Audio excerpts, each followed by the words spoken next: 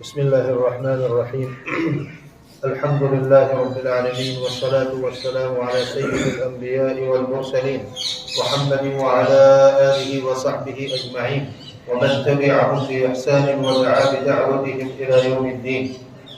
أما بعد، فقد قال رسول الله صلى الله عليه وسلم: المسلم من سلم المسلمون من لسانه ويده، او كما قال رسول اللہ صلی اللہ علیہ وسلم. بزرگوں اور بھائیوں، نبی کریم صلی اللہ علیہ وسلم کی ایک حدیث مبارکہ میں نے آپ حضرات کے سامنے پڑھی ہے، جس میں نبی کریم صلی اللہ علیہ وسلم نے مسلمان کی پہچان کرائی ہے کہ مسلمان کون ہوتا ہے، کون مسلمان کہلاتا ہے.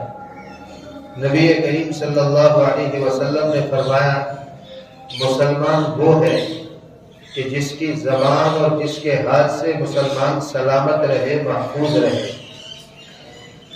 آدمی اپنے قول اور اپنے عمل کے ذریعے سے کسی کو تکلیف پہنچاتا ہے تو نبی کریم صلی اللہ علیہ وسلم نے فرمایا جس کی زبان اور جس کے عمل سے لوگ محفوظ رہے وہ مسلمان کہلاتا ہے. یا تو اپنی زبان سے آدمی تکلیف پہنچاتا ہے یا اپنے ہاتھ سے آدمی تکلیف پہنچاتا ہے. نبی کریم صلی اللہ علیہ وسلم نے پہلے زبان کا ذکر فرمایا، اس کے بعد ہاتھ کی تکلیف کا ذکر فرمایا. حضرات محدثین نے اس سلسلے میں کئی حکمتیں لکھی ہیں کہ نبی کریم صلی اللہ علیہ وسلم نے پہلے زبان کا تذکرہ کیا، اس کے بعد ہاتھ کی تکلیف کا تذکرہ کیا. ایک حکمت یہ لکھی ہے کہ زبان سے کوئی بھی آدمی تکلیف پہنچا سکتا ہے، کسی کے دل کو دکھی کر سکتا ہے. ہاتھ سے وہی آدمی تکلیف پہنچا سکتا ہے جس کے پاس طاقت ہو. اگر کمزور آدمی ہے اور کسی کو سامنے والے کو تھپڑ مار دے تو وہ بھی جواب میں 2 تھپڑ اس کو رسید کر دے گا. تو ہاتھ سے وہی آدمی تکلیف پہنچا سکتا ہے جو کچھ طاقت بھی رکھتا ہو. سامنے والے کے مقابلے میں طاقتور ہو تو وہ اس کو ہاتھ سے تکلیف پہنچائے گا، ورنہ خود کمزور ہے اور سامنے والا طاقتور ہے تو ہاتھ سے وہ تکلیف نہیں پہنچا پائے گا. اس کے مقابلے میں زبان سے کوئی بھی آدمی کسی کا دل دکھی کر دیتا ہے. کمزور آدمی ہے، کمزور حیثیت کا ہے یا بدنی اعتبار سے کمزور ہے تو بھی وہ سامنے والوں کو اپنے بول سے جو ہے تکلیف پہنچائے گا، اس کا دل دکھی کر سکتا ہے. تو زبان سے کوئی بھی آدمی تکلیف پہنچا سکتا ہے. چھوٹا آدمی بھی بڑے کے دل کو دکھی کر سکتا ہے، کمزور آدمی بھی جو ہے طاقتور آدمی کے دل کو دکھی کر سکتا ہے. اور زبان سے تکلیف پہنچانے میں یہ بھی بات ہے کہ قریب ہونا ضروری نہیں ہے. ہاتھ سے تکلیف پہنچانے کے لیے تو سامنے والا قریب ہو تو ہاتھ سے تکلیف پہنچائے گا، مار کر کے اس کے بدن کو کوئی نقصان پہنچا کر کے، تو اس آدمی قریب ہونا چاہیے. لیکن زبان سے تکلیف پہنچانے میں قریب ہونا ضروری نہیں ہے. یہ شہر میں بیٹھا ہوا ہے، دوسرا آدمی دوسرے شہر میں بیٹھا ہوا ہے، اس نے کسی کے سامنے اس کی برائی کر دی اور اس آدمی نے برائی اس تک پہنچا دی تو وہاں اس کا دل دکھی ہو جائے گا.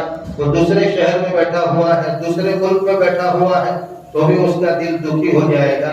تو زبان سے آدمی ہر کسی کو تکلیف پہنچا سکتا ہے، چاہے وہ اس کے قریب ہو چاہے وہ اس سے دور ہو، اس کو نظر نہ آتا ہو تو بھی تکلیف پہنچا سکتا ہے.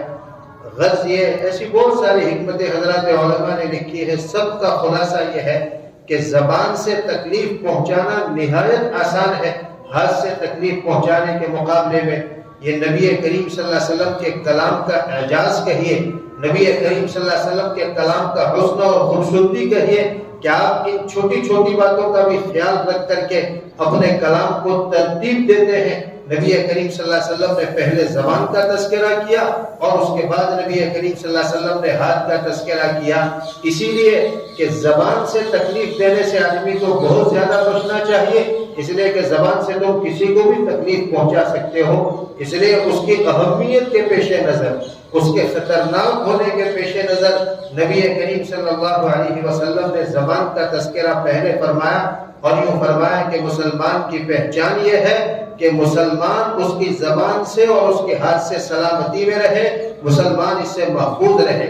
اس کی جان بھی مسلمان سے سلامتی میں رہے، اس کا مال بھی مسلمان سے سلامتی کے اندر رہے، اس کی عزت و آبرو بھی مسلمان سے سلامتی کے اندر رہے۔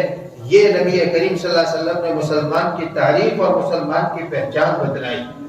اب نبی کریم صلی اللہ علیہ وسلم کے اس ارشاد میں ہم غور کریں اور اس ارشاد کے تناظر میں ہم اپنے آپ کا جائزہ لیں کہ نبی کریم صلی اللہ علیہ وسلم نے مسلمان کی جو پہچان بتائی ہے اور جس خوبی کو مسلمان کی علامت بتائی ہے وہ خوبی ہمارے اندر ہے یا نہیں؟ ہم سے دوسرے مسلمان بھائیوں کی جان سلامتی میں ہے کہ نہیں؟ ہم سے دوسرے مسلمان بھائیوں کے مال سلامتی میں ہے کہ نہیں؟ ہم سے دوسرے مسلمانوں کی عزت اور ان کی آبرو سلامتی میں ہے یا نہیں؟ اگر ہیں تب تو ہم نبی کریم صلی اللہ علیہ وسلم کی بتائی ہوئی علامت کے مطابق مسلمان کہلانے کے لائق ہیں اور مسلمان کہلانے کے قابل ہیں۔ اور اگر دوسری بات ہے کہ ہم سے لوگوں کے جان و مال محفوظ نہیں ہے، ہم سے لوگوں کی عزت و آبرو محفوظ نہیں ہے، ہم لوگوں کی عزت و آبرو کے لیے خطرہ بنے ہوئے ہیں، لوگوں کی عزت و آبرو کو صدمہ پہنچاتے ہیں، اس پر کیچڑ اچھالتے ہیں، تو پھر ہم مسلمان کہلانے کے قابل نہیں ہیں۔ پھر ہماری مسلمانی برائے نام مسلمانی ہے، باقی حقیقت میں شناخت اور پہچان کے اعتبار سے جو نبی کریم صلی اللہ علیہ وسلم نے مسلمان کے لیے متعین فرمائی ہے اس اعتبار سے ہم مسلمان نہیں ہیں، اس لیے کہ ہم سے دوسروں کا مال محفوظ نہیں ہے، ہم سے دوسروں کی جان سلامتی میں نہیں ہے، ہم سے دوسرے مسلمان بھائیوں کی عزت و آبرو سلامتی میں نہیں ہے، تو پھر ہم مسلمان کیسے کہلائیں گے؟ مسلمان کے تو نام میں سلامتی ہے، مسلمان اسلام، اور اس کا نام مسلم اور مسلمان، اس کے نام کے اندر اللہ تبارک و تعالیٰ نے اور اللہ اس کے رسول صلی اللہ علیہ وسلم نے سلامتی رکھی ہے۔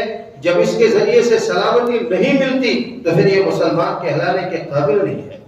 ہمارے حضرت نبی پاک صلی اللہ علیہ وسلم اس بات کی بہت رعایت فرماتے تھے کہ میرے ذریعے سے کسی کو تکلیف نہ پہنچے۔ نبی کریم صلی اللہ علیہ وسلم دوسرے لوگوں کی خوب رعایت کرتے تھے اور اس بات کا پورا اہتمام کرتے تھے کہ آپ صلی اللہ علیہ وسلم کی طرف سے کسی کو تکلیف نہ پہنچے۔ آپ کی پوری حیات طیبہ، آپ کی پوری سیرت مقدسہ آپ اس کا مطالعہ کریں، کہیں کوئی ایک موقع پوری زندگی میں، کہیں کوئی ایک واقعہ آپ صلی اللہ علیہ وسلم کی پوری حیات طیبہ میں آپ کو نہیں ملے گا کہ نبی کریم صلی اللہ علیہ وسلم نے کسی کو ادنا سی تکلیف پہنچائی۔ ہمیشہ لوگوں کا خیال کرتے تھے، لوگوں کی رعایت کرتے تھے اور اس بات کا بڑا اہتمام فرماتے تھے کہ میرے ذریعے سے، میرے عمل سے یا میرے قول سے کسی کو تکلیف نہ پہنچے۔ سیدہ عائشہ صدیقہ رضی اللہ تعالی عنہا نبی کریم صلی اللہ علیہ وسلم کی زوجہ مطہرہ فرماتی ہیں کہ ایک مرتبہ رات میں میری نیند کھل گئی۔ نبی کریم صلی اللہ علیہ وسلم ان کے یہاں لیٹے ہوئے تھے، آپ صلی اللہ علیہ وسلم ازواج مطہرات کے یہاں باری باری رات گزارتے تھے۔ آپ صلی اللہ علیہ وسلم نے باری طے کر رکھی تھی، ایک دن اس زوجہ مطہرہ کے یہاں، دوسرے دن دوسری زوجہ مطہرہ کے یہاں۔ اس رات حضرت عائشہ رضی اللہ تعالی عنہا کے یہاں نبی کریم صلی اللہ علیہ وسلم کی باری تھی، آپ حضرت عائشہ کے یہاں لیٹے ہوئے تھے۔ حضرت عائشہ رضی اللہ تعالی عنہا فرماتی ہیں کہ رات میں میری نیند کھل گئی، میں نے دیکھا نبی کریم صلی اللہ علیہ وسلم بستر سے بہت آہستگی کے ساتھ اٹھے اور پھر بستر سے اٹھ کر کے بہت نرم نرم اور دبے دبے پاؤں سے نبی کریم صلی اللہ علیہ وسلم دروازے کی طرف جانے لگے۔ مجھے اندیشہ ہوا کہ نبی کریم صلی اللہ علیہ وسلم کو کوئی بات پیش آئی ہے، اب بہت نرم اور بہت ہلکے ہلکے پاؤں سے چل رہے ہیں، ذرہ برابر پاؤں کے چلنے کی آہٹ بھی نہیں سنائی دے رہی ہے۔ مجھے ڈر لگا تو میں نے نبی کریم صلی اللہ علیہ وسلم کو کہا کہ اللہ کے رسول صلی اللہ علیہ وسلم کوئی بات پیش آئی ہے، آپ کے پاؤں میں کوئی تکلیف ہے، آپ اتنے نرم نرم اور دبے دبے پاؤں سے چل رہے ہیں؟ تو رسول اللہ صلی اللہ علیہ وسلم نے فرمایا کہ حمیرہ، آپ صلی اللہ علیہ وسلم محبت میں حضرت عائشہ رضی اللہ تعالیٰ عنہ کو حمیرہ کہا کرتے تھے کہ حمیرہ نہیں، بات کوئی نہیں ہے، میں تہجد کے لیے بیدار ہوا اور تم لیٹی ہوئی تھی، سوئی ہوئی تھی، تو میں نے اس کا خیال کیا کہ میری آواز سے، چلنے کی آواز سے، بستر سے اٹھنے کی آواز سے تمہاری نیند کے اندر خلل نہ آ جائے، اس لیے میں اتنی آہستگی کے ساتھ چل رہا ہوں۔ یہ نبی کریم صلی اللہ علیہ وسلم کا حال تھا۔ اگر تکلیف پہنچتی یا نیند میں خلل آتا تو کوئی اور نہیں تھا، نبی کریم صلی اللہ علیہ وسلم کی بیوی تھی، نبی کریم صلی اللہ علیہ وسلم کی زوجہ مطہرہ تھی، وہ کوئی ناراض ہونے والی نہیں تھی۔ یا وہ نبی کریم صلی اللہ علیہ وسلم سے اس کی شکایت کرنے والی نہیں تھی، لیکن نبی کریم صلی اللہ علیہ وسلم کا حال ہی یہ تھا کہ آپ صلی اللہ علیہ وسلم کے ذریعے سے کسی کو بھی، چاہے اپنا قریبی ہو، چاہے کوئی اجنبی ہو، چاہے مسلمان ہو، چاہے کافر ہو، نبی کریم صلی اللہ علیہ وسلم کی ذات سے اس کو تکلیف نہیں پہنچتی تھی۔ اپنی بیوی کے لیے بھی اتنا خیال کیا کہ میری وجہ سے میری بیوی کے دین کے اندر خلل نہ پڑے۔ آپ سید الانبیاء ہیں، آپ سید الملائکہ ہیں، آپ سید الاولین والآخرین ہیں، اس کائنات کی افضل ترین شخصیت ہیں، مگر آپ صلی اللہ علیہ وسلم کا یہ حال ہے کہ اپنی بیوی کی بھی اتنی رعایت کر رہے ہیں کہ میرے کسی عمل سے ان کو تکلیف نہ پہنچے اور ان کے دین کے اندر خیال نہ آئے، کسی طرح کا خلل نہ آئے۔ آگے چلیے، حضرت سیدنا ابوبکر صدیق رضی اللہ تعالیٰ عنہ نبی کریم صلی اللہ علیہ وسلم کے بعد اس کائنات کی سب سے افضل شخصیت ہے، خلیفہ اول۔ نبی کریم صلی اللہ علیہ وسلم کے بعد سب سے پہلے خلیفہ نبی کریم صلی اللہ علیہ وسلم کے حضرت ابوبکر صدیق رضی اللہ تعالیٰ عنہ ہے۔ ان کے دور خلافت میں یہ جب خلیفہ بنے نبی کریم صلی اللہ علیہ وسلم کے بعد، تو حضرت عمر رضی اللہ تعالیٰ عنہ کسی موقع پر ان سے ملنے کے لیے آئے، ان کے پاس بیٹھے ہوئے تھے، تو حضرت عمر رضی اللہ تعالیٰ عنہ نے دیکھا کہ ایک کاغذ میں ایک فہرست لکھی ہوئی ہے، کوئی لسٹ لکھی ہوئی ہے جو ان کے پاس پڑا ہوا ہے۔ حضرت عمر رضی اللہ تعالیٰ عنہ نے وہ فہرست دیکھی تو اس میں مدینہ کے سارے کمزور لوگوں کے نام تھے، ایسے لوگ جو ضعیف ہیں، کمزور ہیں، مجبور ہیں، اپنا کام خود نہیں کر سکتے، ایسے لوگوں کی لسٹ لکھی ہوئی ہے، اور ہر ایک کے سامنے ایک دوسرے آدمی کا نام لکھا ہوا ہے جو ان کی خدمت کی جس نے ذمہ داری لے رکھی ہے۔ ایک ضعیف آدمی کا نام ہے، اس کے سامنے دوسرے آدمی کا نام ہے کہ اس ضعیف آدمی کی خدمت اس کے ذمہ ہے۔ اسی طرح ہر ایک ضعیف آدمی کے سامنے نام لکھا ہوا ہے کہ بھئی یہ اس کی خدمت کی ذمہ داری اس کے پاس ہے۔ ایک بوڑھی عورت کا نام تھا اس لسٹ کے اندر، مگر اس کے آگے کسی کا نام نہیں تھا، تو اس کا مطلب یہ تھا کہ بھئی ابھی اس کی خدمت کا ذمہ کسی نے نہیں لیا ہے۔ یہ جو ہے حضرات صحابہ کا دور تھا، قرن اول تھا اور خیر القرون تھا۔ نبی کریم صلی اللہ علیہ وسلم اور آپ کے بعد صحابہ کا دور اس دنیا کا سب سے بہترین معاشرہ، قیامت تک سب سے بہترین سماج اور خیر القرون اس کو کہا گیا۔ اس میں ضعیف لوگوں کی خدمت کے لیے لوگ اپنے آپ کو پیش کرتے تھے اور اپنے دور سے ضعفاء کی خدمت اپنے ذمہ لیتے تھے، تو پوری فہرست بھری پڑی تھی، ہر ضعیف کی خدمت کسی نے اپنے ذمہ لے رکھی تھی۔ خالی ایک بڑھیا تھی، اس کے آگے کسی کا نام نہیں تھا، تو حضرت عمر رضی اللہ تعالیٰ عنہ سمجھے کہ ابھی اس بڑھیا کی خدمت کسی نے ذمہ نہیں لی ہے، تو دل میں ٹھان لیا کہ اس بڑھیا کی خدمت میں کروں گا۔ آپ اندازہ لگائی حضرت عمر رضی اللہ تعالیٰ عنہ جیسی شخصیت اس امت کی نمبر 2 کی شخصیت، مگر ان کے سامنے اپنا اسٹیٹس نہیں ہے، ان کے سامنے اپنا مقام اور اپنا مرتبہ نہیں ہے۔ وہ بھی جو ہے تیار ہے اس کے لیے کہ میں مدینہ کی کسی ضعیفہ کی اور مدینہ کی کسی بوڑھی عورت کی خدمت کروں۔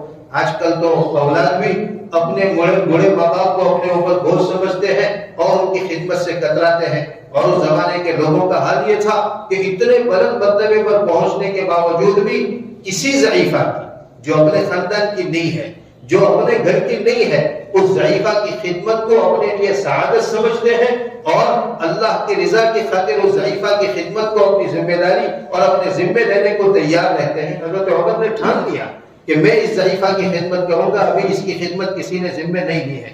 چنانچہ دوسرے دن فجر کی نماز کے بعد فوراً حضرت عمر رضی اللہ تعالیٰ عنہ اس بڑھیا کے گھر پہنچ گئے اور دروازہ کھٹکھٹایا اور کہا کہ میں آپ کی خدمت کے لیے آیا ہوں۔ تو اندر سے بڑھیا نے جواب دیا کہ بھئی خدمت کرنے والا تو رات کو آیا تھا اور خدمت کر کے گھر کا کام کاج نمٹا کر کے چلا گیا۔ تو حضرت عمر رضی اللہ عنہ نے پوچھا کون تھا؟ تو اس بڑھیا نے اندر سے جواب دیا کہ آج تک میں نے اس کو دیکھا نہیں اور اس نے مجھے دیکھا نہیں ہے، اس لیے کہ جب وہ آتا ہے تو وہ کہتا ہے کہ اماں میں خدمت کے لیے آیا ہوں، آپ پردہ کر لو، تو میں کمرے کے اندر چلی جاتی ہوں، پھر وہ گھر میں آتے ہیں اور خدمت کر کے چلے۔ اور اس زمانے میں خدمت کیا ہوتی تھی؟ باہر سے پانی بھر کر کے لانا، گھر میں جھاڑو لگا دینا، کچھ برتن وغیرہ ہو تو اس کی صفائی کر دینا. وہ تو بہت سادہ زندگی جیتے تھے, ہماری طرح سے کوئی ہائی فائی زندگی نہیں جیتے تھے کہ گھر کے بہت کام کاج ہو, یہی تھوڑے سادے کام کاج ہوتے تھے. تو وہ بڑھیا نے کہا کہ میں کمرے میں چلی جاتی ہوں, پھر وہ گھر کے اندر آتے ہیں اور جو ہے گھر کا سارا کام نپٹا کر کے پھر دروازہ کھٹکھٹا کر چلے جاتے ہیں کہ اب کام ہو گیا, پردہ ختم ہو گیا, تو پھر میں کمرے سے باہر آ جاتی ہوں. آج تک میں نے اس سے پوچھا نہیں کہ تم کون ہو, اور اس نے بھی بتلایا نہیں کہ میں کون ہوں, اور نہ اس نے مجھے دیکھا ہے نہ میں نے اسے دیکھا ہے. حضرت عمر رضی اللہ تعالیٰ عنہ چلے گئے. دوسرے دن فجر سے پہلے پہنچ گئے, تہجد کے بعد, کہ آج جلدی پہنچ جاتا ہوں تاکہ مجھے خدمت کا موقع ملے. تو تہجد کے بعد نماز سے پہلے پہنچ گئے اس بڑھیا کے گھر. دروازہ کھٹکھٹایا اور کہا کہ میں خدمت کے لیے آیا ہوں. تو کہا وہ خدمت والا تو جو روزانہ آتا ہے وہ کر کے چلا گیا. حضرت عمر رضی اللہ عنہ کو تعجب ہوا, لیکن حضرت عمر بھی عمر تھے اور انہوں نے جو ہے اس عورت کی خدمت کرنا ہی تھی. تیسرے روز وہ عشاء کی نماز کے بعد پہنچ گئے اس کے گھر پر, مگر دروازہ کھٹکھٹایا نہیں, ایک طرف کو تھوڑا سا چھپ کر کے بیٹھ گئے کہ دیکھیں تو صحیح یہ اللہ کا بندہ کون ہے جو اتنی جو ہے چپکے سے اور اتنا خفا رکھتے ہوئے اس بڑھیا کی خدمت کر رہا ہے کہ کسی کو پتہ بھی نہیں چلنے دیتا. ایک طرف کو چھپ کر کے کھڑے ہو گئے. تھوڑی دیر میں ایک شخص آیا, اندھیرا تھا رات کا, اس زمانے میں کوئی لائٹیں روشنیاں نہیں ہوا کرتی تھی. سایہ نظر آیا کہ کوئی آ رہا ہے. جب وہ بہت آہستہ آہستہ قدموں سے دبے دبے پاؤں سے وہ شخص آیا, جب قریب آیا تو حضرت عمر نے پوچھا من انت, کون ہو تم؟ جب یہ سوال کیا تو اس شخص نے کہا میں ابو بکر ہوں. حضرت عمر حیران رہ گئے. خلیفۃ المسلمین ہے, سارے مسلمانوں کے اس وقت امیر ہے, بادشاہ ہے, مگر ان کا یہ حال ہے کہ رات کے اندھیرے میں, تنہائی میں اور چپکے سے آ کر کے مدینہ کی ضعیف بڑھیا کی وہ خدمت کرتے ہیں وقت کا بادشاہ. حضرت عمر حیران رہ گئے اور حضرت عمر نے کہا کہ حضرت میں نے تو آپ کی یہاں فہرست دیکھی تو اس بڑھیا کے آگے آپ کا تو نام نہیں تھا, اس بڑھیا کے آگے جو نام کی جگہ تھی وہ تو خالی تھی. تو حضرت ابو بکر نے کہا میرا نام لکھنے کی کیا ضرورت تھی, دوسروں کے نام تو اس لیے لے رکھے تھے تاکہ مجھے پتا چلے کہ مدینہ کے ہر ضعیف کے لیے کوئی نہ کوئی خدمت کرنے والا موجود ہے, کسی کے نہ ہو تو اس کا انتظام کیا جائے. مجھے تو اپنا نام لکھنے کی ضرورت نہیں ہے, مجھے تو اللہ کو راضی کرنا ہے اور مجھے تو اللہ کے لیے کرنا ہے, تو نام لکھنے کی کوئی ضرورت نہیں ہے, اس لیے میں نے نام نہیں لکھا. اب اس سے آگے کی بات جو اصل میں آپ کو کہنا چاہتا ہوں, یہ اس سے زیادہ حیران کرنے والی بات ہے. جب یہ بات ہو رہی تھی حضرت ابو بکر اور حضرت عمر رضی اللہ تعالیٰ عنہما کے درمیان, تو حضرت عمر نے دیکھا کہ ابو بکر رضی اللہ تعالیٰ عنہ کے پاؤں میں جوتے نہیں ہے, وہ ننگے پاؤں آئے. تو حضرت عمر رضی اللہ تعالیٰ عنہ نے پوچھا کہ حضرت آپ نے جوتا نہیں پہنا ہے, آپ کے پاس جوتا نہیں ہے یا گھر پر رکھ کر کے آئے ہیں؟ تو حضرت ابو بکر رضی اللہ تعالیٰ عنہ نے فرمایا کہ میرے پاس جوتا ہے, لیکن میں اس کو پہن کر کے نہیں آیا, اس لیے کہ رات کا سناٹا ہے. اگر میں جوتے پہن کر چل کر کے آتا تو جوتے کی آواز آتی راستے میں اور اس سے لوگوں کی نیند کے اندر خلل ہوتا, لوگوں کی نیند بگڑتی. اس لیے کہ مرد جب چلتا ہے تو بھاری قدموں سے چلتا ہے تو اس کے چپلوں کی, اس کے جوتوں کی آواز زیادہ سنائی دیتی ہے. تو حضرت ابو بکر نے فرمایا میرے چلنے سے جوتوں کی آواز ہوگی مدینہ کے راستوں میں, اور جو لوگ گھروں میں سو رہے ہیں میرے اس چلنے کی آواز کی وجہ سے ان کی نیند میں خلل آئے گا, اس لیے میں جوتے اتار کر کے ننگے پاؤں جو ہے اس بڑھیا کی خدمت کے لیے آیا ہوں. میرے بھائیوں اندازہ لگائیے, یہ نبی کریم صلی اللہ علیہ وسلم کے پہلے خلیفہ اور اس امت کی نبی کریم صلی اللہ علیہ وسلم کے بعد پہلے درجے کی شخصیت, اور اس وقت وہ مسلمانوں کے بادشاہ ہیں, مسلمانوں کے خلیفہ ہیں, ان کو اپنی رعایا کا اتنا خیال ہے کہ وہ ادنا سی تکلیف اپنی رعایا کو پہنچانا نہیں چاہتے تھے کہ میرے چلنے کی آواز کی وجہ سے میری رعایا کی نیند کے اندر خلل پڑے, ان حضرات کو مسلمانوں کو تکلیف نہ پہنچے, اتنا خیال رکھتا تھا. حالانکہ اگر جوتے پہن کر کے وہ چل کر کے آتے, آواز ہوتی, اگر اس سے کسی کی نیند میں بھی خلل آتا تو جو ہے کوئی ان کو قصوروار نہیں ٹھہراتا, اور شرعی اعتبار سے بھی اس کے اندر جو ہے کوئی قباحت نہیں ہے. مگر ان حضرات کا مزاج نبی کریم صلی اللہ علیہ وسلم نے یہ بنایا تھا کہ ہمارے ذریعے سے کسی کو ادنا سے ادنا اور معمولی سے معمولی تکلیف بھی نہیں پہنچنی چاہیے.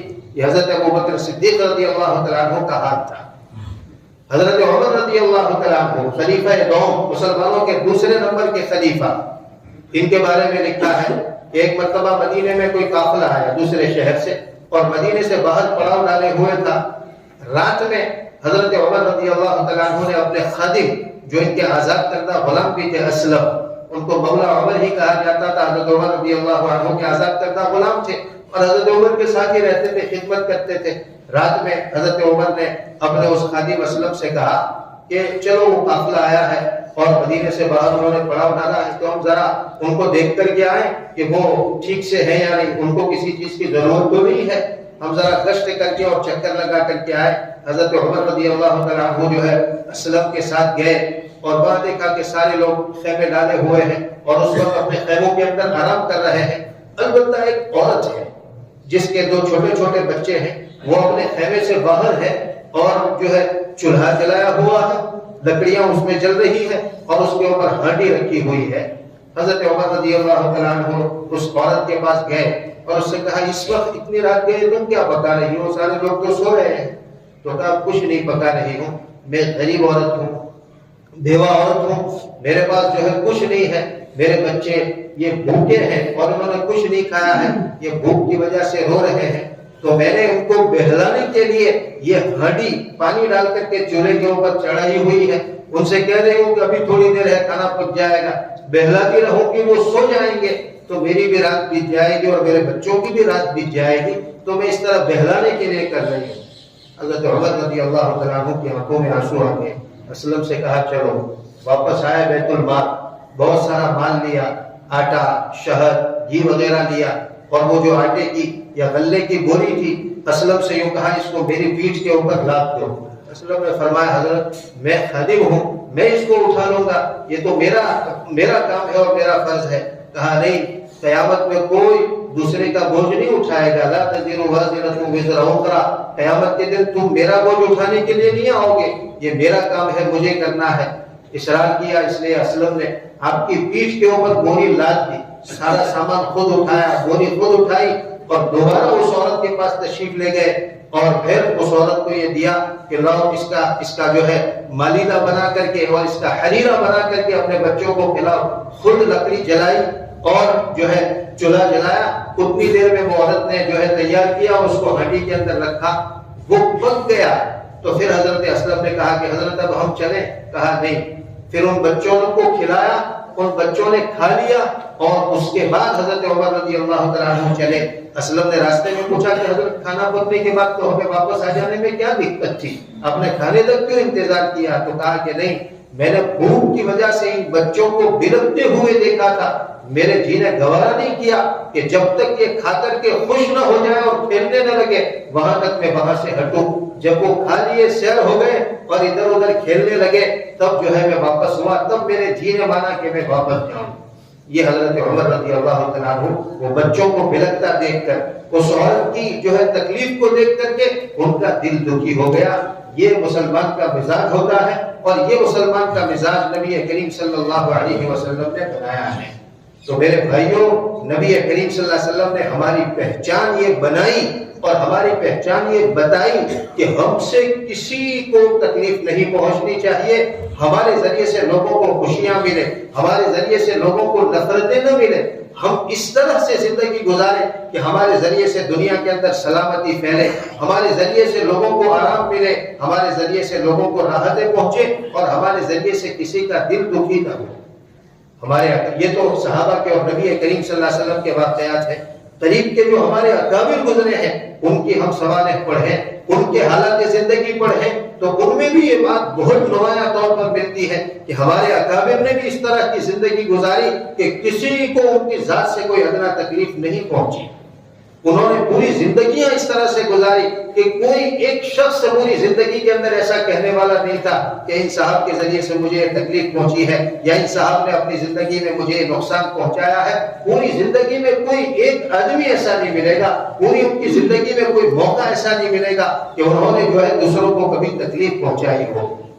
حضرت مولانا مفتی محمد شفیع نور اللہ مرقدہ جو اصلاً دیوبند کے ہیں اور تقسیم کے وقت پاکستان چلے گئے تھے، اور پھر مفتی اعظم پاکستان کہلائے۔ معارف القرآن کی تفسیر انہوں نے لکھی ہے، معارف القرآن جو قرآن کریم کی اردو میں بہت معروف تفسیر ہے وہ انہوں نے لکھی ہے۔ مفتی تقی عثمانی صاحب دامت برکاتہ، جن کے نام سے ہم میں سے تقریباً ہر شخص واقف ہوگا، ان کے والد محترم، انہوں نے خود اپنا واقعہ بیان کیا ہے کہ میں جس زمانے میں دیوبند کے اندر تھا اور میں پڑھ کر کے فارغ ہوا، تو میں جو ہے ایک مرتبہ دیوبند میں ایک بہت بڑے بزرگ تھے، میاں اصغر دیوبندی رحمۃ اللہ علیہ، بہت بڑے بزرگ تھے، اور پھر ان کی اولاد میں بھی بڑے بڑے علماء گزرے ہیں، بڑے بزرگ تھے، اللہ والے تھے، ان کے یہاں مہمان بنے، اور ایک رات میں نے ان کے یہاں قیام کیا۔ وہ فرماتے ہیں رات کو جب ہم کھانے کے لیے بیٹھے دسترخوان پر اور کھانے سے فارغ ہوئے تو میں دسترخوان حضرت دسترخوان اٹھانے لگے تو میں نے اس کیا کہ حضرت میں دسترخوان اٹھا لیتا ہوں۔ تو میاں اصغر دیوبندی رحمۃ اللہ علیہ نے فرمایا کہ تمہیں دسترخوان اٹھانا آتا ہے؟ دسترخوان اٹھانے کا طریقہ جانتے ہو؟ یہ اتنے بڑے مفتی ہیں اور اتنے جو ہے فضل و کمال والے ہیں، مگر ان سے وہ کہہ رہے ہیں کہ تمہیں دسترخوان اٹھانے کا طریقہ آتا ہے؟ تو حضرت مفتی محمد شفیع صاحب رحمۃ اللہ علیہ نے فرمایا حضرت آپ سکھا دیجئے میں کیسے دسترخوان اٹھاؤں۔ تو پھر حضرت نے فرمایا کہ دیکھو میں دسترخوان اٹھاتا ہوں تو ایک کام تو سب سے پہلے یہ کرتا ہوں کہ دسترخوان پر جو بچا ہوا کھانا ہے اس کو جمع کر دیتا ہوں، اس کو دسترخوان کے ساتھ ڈسٹ بین میں کوڑے دان پہ ڈال نہیں دیتا ہوں، اس کو الگ سے جمع کر لیتا ہوں کہ گھر کے افراد اگر کسی کو ضرورت ہوگی تو وہ کھا لیں گے یا غربا کو وہ کھانا دے دیا جائے گا۔ اللہ کی نعمت کو ضائع نہیں کیا جا سکتا، اس لیے سب سے پہلے تو دسترخوان پر جو بچا ہوا ہے وہ الگ سے جمع کر لیتا ہوں۔ اس کے بعد دسترخوان کے اوپر جو چھوٹے چھوٹے کھانے کے ریزے پڑے ہوئے ہیں معمولی سے، اس کو الگ سے جمع کرتا ہوں، اور اس کو جمع کر کے چونٹیوں کا جو بل ہے وہاں ڈال دیتا ہوں تو چونٹیاں اس کو کھا جاتی ہیں، اور جو دانے وغیرہ یا ہڈیاں وغیرہ پڑی ہوئی ہیں اس کو پھر الگ سے جمع کرتا ہوں اور فلانی جگہ ہے وہاں جا کر کے ڈال دیتا ہوں، اس لیے کہ وہاں کتے دوسرے جانور آتے ہیں پھر وہ اس ہڈیوں کو کھا لیتے ہیں۔ اور حضرت فرماتے ہیں اس وقت دسترخوان پر آم بھی تھا اور ہم لوگوں نے آم کھایا تھا تو اس کے بھی بہت سارے چھلکے تھے دسترخوان کے اوپر۔ حضرت نے فرمایا اب ان چھلکوں کو میں کسی جگہ ڈالنے کے لیے نہیں جاؤں گا، ان چھلکوں کو جمع کر کے میں کسی ایک جگہ نہیں ڈالوں گا، اس لیے کہ میں کسی ایک جگہ ڈالوں گا تو یہ ہمارا محلہ جو ہے وہ غریب لوگوں کا محلہ ہے، یہاں غریب لوگ زیادہ رہتے ہیں، وہ اس پوزیشن میں نہیں ہے کہ آم بازار سے خرید کر کے لائیں اور اپنے بچوں کو کھلائیں۔ اب اگر میں یہ آم کے چھلکے ایک جگہ لے جا کر کے ڈالوں گا تو محلے کے بچے دیکھیں گے کہ یہ کسی نے بہت سارے آم کھائے ہیں، کاش ہمارے والد کے پاس پیسہ ہوتا تو وہ بھی لا کر کے ہم کو آم کھلاتے، ان کا دل دکھے گا۔ اس لیے میں ایسا کروں گا کہ راستہ گزروں گا تو ایک ایک چھلکا ڈالتا جاؤں گا، ایک چھلکا ادھر ڈالا ایک چھلکا ادھر ڈالا، تاکہ کسی کو نظر نہ آئے کہ اس محلے کے اندر کسی گھر میں آم کھائے گئے ہیں اور ان بچوں کا دل نہ دکھے۔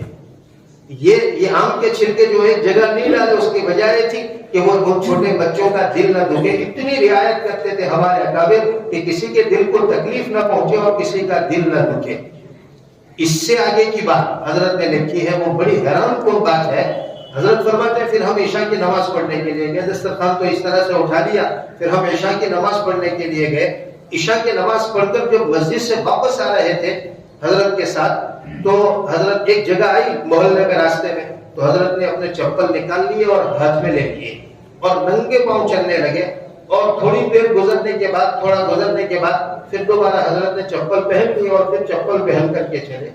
تو میں نے حضرت سے کہا کہ تعجب کی بات ہے، آپ نے تھوڑا سا راستہ جو ہے بغیر چپل کے چلا، آپ نے چپل اتار لی ہاتھ میں لے لی اور تھوڑا سا چلنے کے بعد پھر دوبارہ چپل پہن لیے، تو چپل پہنے ہی رہنے دیتے، وہاں تو کوئی راستے میں ایسی بات تو تھی نہیں۔